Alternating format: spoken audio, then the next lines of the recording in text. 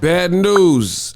Canelo gets called a handsome man and gets called out by Oleksandr Usyk. Stay tuned to this video. We're going to talk about all that. What up, Fight World? It's your boy Ego, and I'm back with some more boxing. Please, happy holidays. Throw a like on the video. You don't understand how encouraging that is when you guys do that and how much that helps. Also, if you're looking for holiday gifts, consider using some of my links. Amazon, I got a storefront, an influencer storefront. If you have any purchases, you want to see some of the gadgets and tech that I use. Also, the Hibernation 5s, headphones, great gift for yourself or others. Now, Usyk says that Canelo Alvarez is a handsome man. So handsome to the point where he would go back down to fight him. And I'm not even going to say pause. Usyk says, if Canelo wants to box with me at Cruiserweight, then I could go down there. But only on the condition that I'll still have my heavyweight belts because I'll go back up there later. So Usyk is making it loud and clear that he would entertain and go back down to Cruiserweight, most likely only for a guy like Canelo, who has stated that he wants to move up to Cruiserweight. Because if you look at it, there's no other Cruiserweight fight that makes more sense. But he's saying, like, I'm a beast. I could flex and feel and flex my weight and go back down to the Cruiserweight division to entertain or make a fight with Canelo Alvarez. I'm that confident, right? In another interview, this is also what he said. I'll highlight it in green, lucky green. He says, Oleksandr Usyk, when asked about a potential Cruiserweight fight with Canelo Alvarez, quote, Canelo is a handsome man. Told you, he said it. Canelo is a handsome man, he says. If he wants to box with me at Cruiserweight, then I can go down there on one condition, that I still have my heavyweight belts because I'll go back there later. So, you know, it's basically the same quote with the full quote. I don't know why he called him a handsome man. You know, to be honest, I don't know what that has to do with the boxing stuff. But I specifically had made a statement.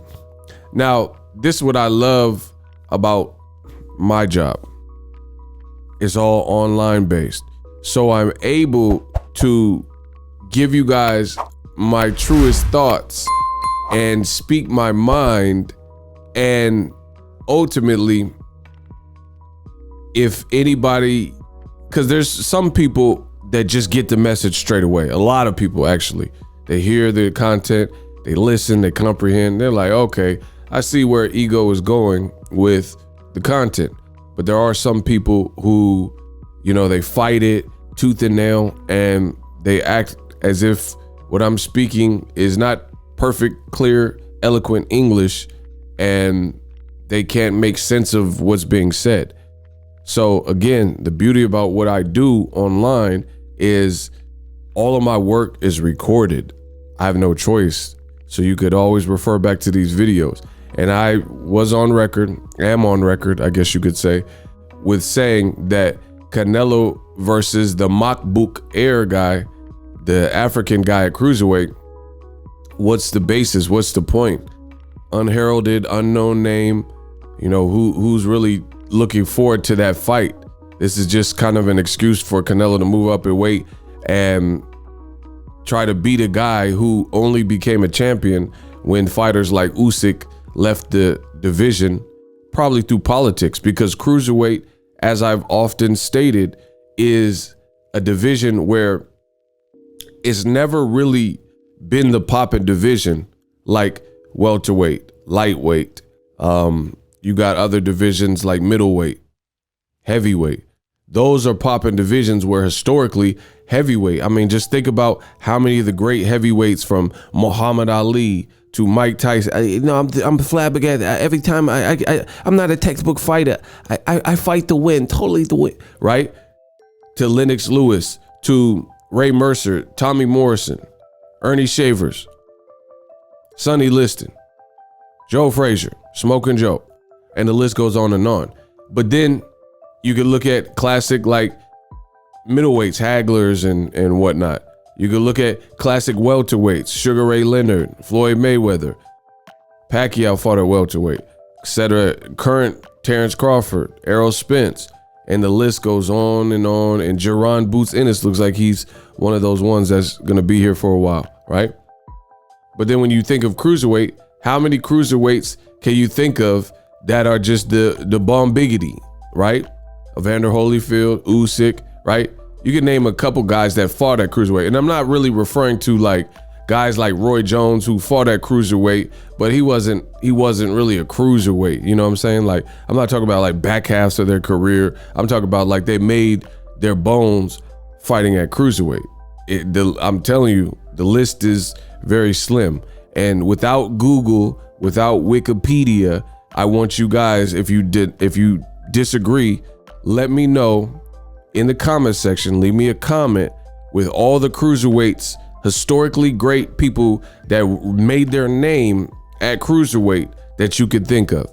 So just start typing away. Don't research it, because I know some of you guys are cheaters, and in an effort to try to prove me wrong, you'll not be able to suggest the answer to the question. So you'll look it up, and then you'll start typing in a bunch of cruiserweights as if you knew it. That's not the name of the game. So if you're doing that, you're only lying to yourself, you know? So that's what it is. Usyk is a guy who is now historically great because he's undisputed at cruiserweight. So he's calling Canelo Alvarez a handsome man, and he's calling Canelo out and saying that. And when I was doing my videos about Canelo, payday, you want payday, I know that. Going to cruiserweight, I said, why is he going up to fight Makbuk Air? How come he didn't consider moving up when Usyk was there? If he really thought, you know, I got cruiserweight skills and I can, you know, beat someone, because like what I said, Canelo is a vulture, an opportunist, and he's trying to cherry pick a guy who is the weakest link and knock that branch off of the family tree. But a guy like Usyk, who's quality for real at heavyweight and at cruiserweight, and it took a minute because at heavyweight he wasn't looking like the same fighter, but he just beat Joshua, so you got to give him his props at this point. So a guy skilled like that, let's see if Canelo answers the call to fight a cruiserweight who we know is good, you know? And this is why I'm not really a big fan, and I don't really fancy these radical weight jumps, because at the end of the day, you know, it's really for show. It's like almost getting a car and you have a lot of money, but you don't have a driver's license. So you get this nice fancy car, but it stays in your driveway because you don't know how to drive. You know what I mean? And Canelo going up to fight Makbuk Air instead of guys like Jamal Charlo, David Benavidez, Jamal Charlo, David Benavidez, Better Biev, Marcus Brown winner, you know, somebody like that. You know, he's just going up there for show. Now he's being called out by a real threat that we know is good. And he says the only condition is, you know, the heavyweight division make a exception for a big fight and allow me to keep my belts, because I don't want to lose my belts by making the weight. So Usyk, you know, he's really a beast. He's a beast. The fact that he just weighed in probably at a career high versus Anthony Joshua, but he still thinks he can make cruiserweight, or he knows he can make cruiserweight to fight a great fighter in Canelo Alvarez. I'm not going to hold my hopes up that this fight happens, because I know how Canelo moves. So I don't think it will happen, because the idea is not, hey, I think I'm a real cruiserweight and I could really beat some quality fighter at cruiserweight. It's, hey, let me fight at cruiserweight because there's this unknown random guy that nobody like cares about in the world of boxing and don't sell no tickets. And he's so limited, I feel I could beat that limited guy at a cruiserweight and then call myself a multiple division champion, you know? And it's so apparent to see. And it wouldn't be as bad for Canelo if he didn't always move like this. You know what I mean? Like when he fought Kovalev, we already know Kovalev was no longer the same fighter, you know, and Kovalev was looking really washed and had almost stopped his previous fight and was on a quick turnaround, etc. We know these things. We know Canelo's a great fighter and has skills. That's never been called into question.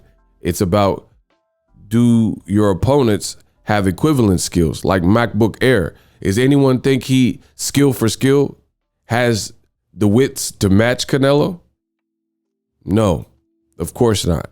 So then it becomes a game of, once you deal with the size and power, if you fight MacBook Air, then this is your show. All you have to do is stay safe, of just like, you know, mindful on defense, which you'll be faster than this guy, and, you know, be mindful of his power. But skill for skill, we know that he's nowhere even on the same planet as Canelo. Versus a guy like Usyk, I mean, he has skill, he has footwork, he could really trouble you. And he's calling you out and saying, hey, I'll fight you. I'll be a huckleberry. So we'll see what Canelo decides. Subscribe to the channel. Happy holidays. And I'm out. The future is now. The Hibernation 5s by Kenichi Bear. Hybrid gaming and lifestyle headphones. Out of the box, you can connect to any console or PC. Bluetooth ready with a low latency USB adapter, color RGB, and extreme bass mode. The Hibernation 5s adjust to you. Whether you need a gaming, travel, gym, or lifestyle headphones, the Hibernations got you covered. The new Hibernation 5s, link in the description. Customize the way you hear the world. Welcome to the nation.